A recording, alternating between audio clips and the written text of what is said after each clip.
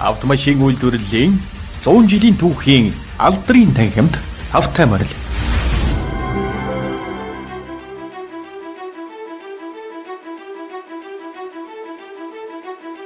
Төгс төгөлдрийн найраглал Lexus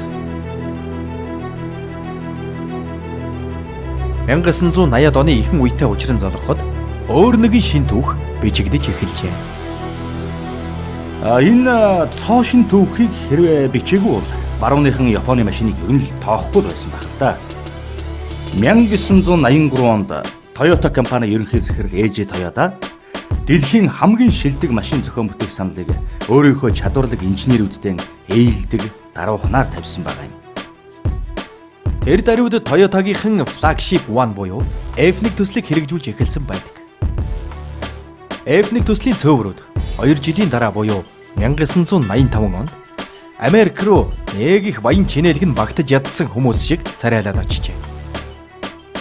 Энэ цөөвөр чоннууд тэнд Америкийн дээдсийн хүрээний эрхэм дээдсүүд чухам ямар машинд шунж өгдөг вэ гэдгийг цаг мөж хорон бүрт судалж байгаа гэдгийг нууж зөвхөн нэг мөнгө цацсан хүмүүсийн дүрд тоглосон юм.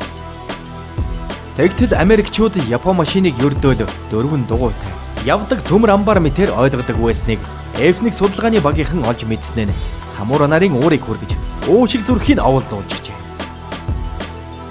Буцаж ирсэн цөөвөр самура нар маань Toyota Supra, Toyota Mark II машинууд дээр жаахан ажилласан ч эцсийн дүнд бие даасан компани үүсгэн байгуулах ёстой гэдгийг мөрөн дээрх бүндгөртөө хизээж мартахгүйгээр ойлгосон байна. Нэг Японы автомашин үйлдвэрлэгч компани цоо шин брэнд бий болгохын тулд ингэж ажиллаж байгаагүй л дээ.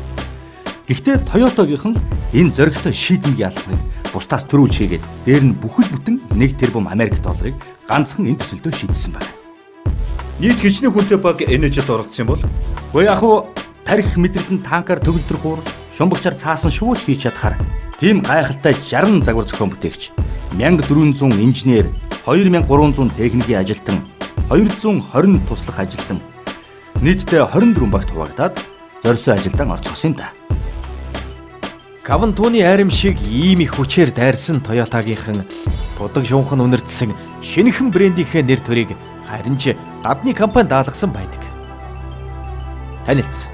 Энэ бол төгс төгөлдрийн найраглал Lexus. 1989 онд анхны Lexus худалдаанд гарч Америкт төдийгүй барууныхны арааны шүлсэг ёстой нэг асгар болсон юм да. Lexus-ыг Toyota-гийн шинэ брэнд гэдгийг анханасаа нуух ёстой байжээ.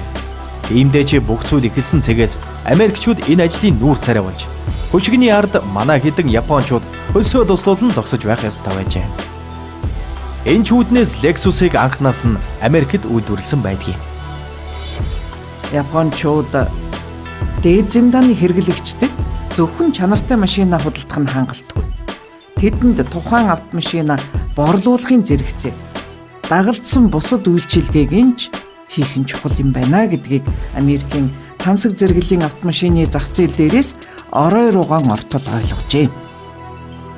Давчхандаа Lexus-ийн бүхий л нэмэлт үйлчилгээ нь хэрэглэгчийг жинхэнэ утгаар нь хаан мэд дээдэлдэг юм. Lexus шин загварын автомашин үйлдвэрлэхдээ идеал хэмээх шаардлагыг дагаж мөрддөг.